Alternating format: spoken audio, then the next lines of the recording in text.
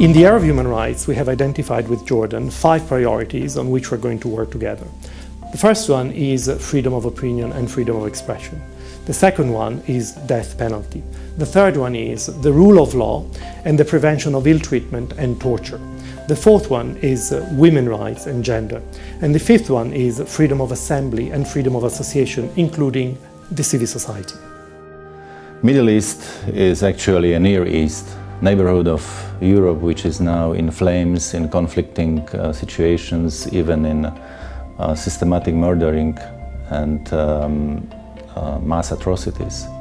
This is the language used by European Parliament in February resolution, which speaks about atrocities as a genocide on the territories dominated by ISIS. And at the same time, European Parliament called for establishment of the EU Special Representative for Religious Freedom. I think this is a great combination, because if freedom of religion or belief is disregarded or refused, then civil and political freedoms are refused as well. Due to regional instability and conflicting situations, whether in Syria or in Iraq, there are tendencies of instability also in Jordan. We want to promote peace, stability, human rights, cooperation in this country.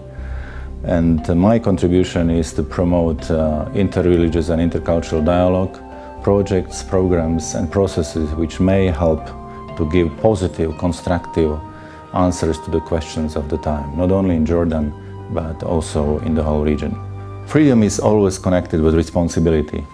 So when I speak to religious or political leaders, I immediately call upon their responsibility for what they offer. So what they do with their mandate, with their positions, with their authority, with their opportunities.